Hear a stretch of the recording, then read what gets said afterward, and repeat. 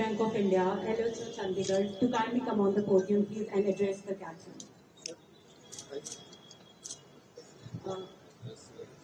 Sir, outreach functions of the AIIMS for the treatment of the patients, doctors and other members will use this process.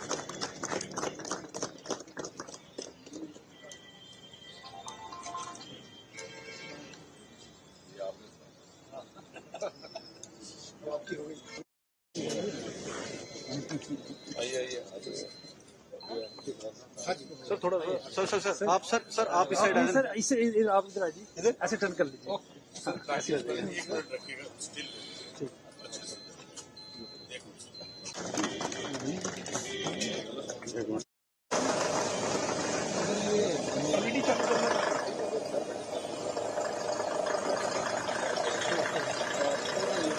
congratulations, SPL. Congratulations, AIIMS.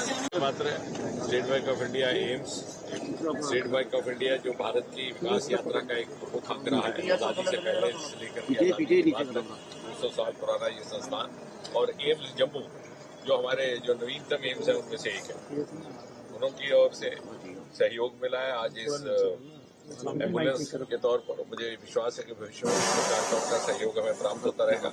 इसमें महत्वपूर्ण बात यह है कि पिछले 10 वर्षों में प्रधानमंत्री श्री नरेंद्र मोदी जी के नेतृत्व में दोनों ही सेक्टर्स ऐसे हैं, बैंकिंग सेक्टर और स्वास्थ्य सेक्टर, जिसको सर्वोच्च प्राथमिकता दी गई। यदि आप बैंकिंग की बात करें तो ये प्रधानमंत्री मोदी जी की सोच थी कि हर व्यक्ति का बैंक का खाता होना चाहिए और मुझे प्रसन्नता ये कहते हुए कि स्टेट बैंक ऑफ इंडिया ने उस समय भी अगुवाई करते हुए हमारा सहयोग किया। देखते ही देखते हर भारतवासी का खाता खुला और न केवल उसका खाता खुला बल्कि उसका आत्मसम्मान भी बढ़ा। इसी प्रकार मुद्रा योजना आई, इसमें भी बैंकिंग सेक्टर का बहुत सहयोग रहा है। जितनी भी मोदी जी के द्वारा लाई गई स्कीमें थी, चाहे वो डीबीटी था, चाहे वो कोविड आपदा के दौरान खातों में सीधे पैसे जमा कराना था, चाहे प्रधानमंत्री किसान सम्मान निधि था, उसमें बैंकिंग सेक्टर का एक प्रमुख भूमिका रही। दूसरी ओर जहां आप स्वास्थ्य क्षेत्र की बात करें तो शायद बहुत सारे लोगों के ध्यान में ना आया हो कि सन 2014 से पहले इस देश में गवर्नमेंट मेडिकल कॉलेज की संख्या कुल मिलाकर के लगभग 145 तक थी। आज वो बढ़कर के 200। मैं एक ऐसे लोकसभा क्षेत्र का प्रतिनिधित्व करता हूं, उधमपुर, कठुआ, डोडा, जहां एक नहीं, दो नहीं, तीन मेडिकल कॉलेजेस हमें केंद्र के सहयोग से मिले। 20 तक एम्स की संख्या पहुंच गई।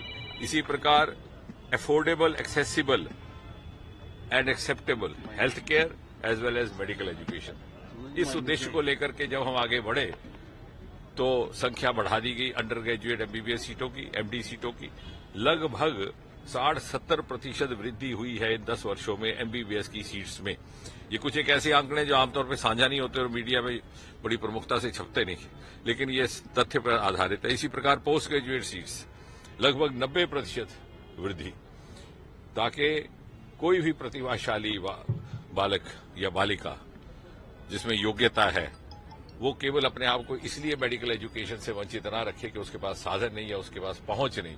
जैसे मोदी जी कहते हैं कि अगले 25 वर्ष के अमृतकाल में यदि हमने भारत को शिखर पटल पर ले जाना है तो प्रत्येक नागरिक की भागीदारी, उसका योगदान अनिवार्य रहेगा। उसको सुनिश्चित करने के लिए और साथ ही साथ हेल्थ स्टार्टअप्स का एक नया आयाम, टेलीमेडिसिन के माध्यम से, रोबोटिक मैनेजमेंट के माध्यम से एक नया क्षेत्र भी भारत दर्शन किया। और एक बड़ी महत्वपूर्ण बात यह कि आज विश्व भारत को प्रिवेंटिव हेल्थ केयर का लीडर मानता है और ये एक वो देश है जहां पर बहुत ज्यादा स्वास्थ्य को लेकर के हमारे समाज में भी उस तरह की संस्कृति नहीं थी कि हेल्थ केयर के ऊपर बड़ी तवज्जो दी जाती थी। यदि कोई आप देखते हैं आपके पड़ोस में कोई बीमार भी पड़ जाता तो 2-4 दिन गुजर जाते देखने में कि साहब खुद ही ठीक हो जाएगा, यदि नहीं ठीक होता तो फिर वो कहीं डॉक्टर के पास जाने का सोचते।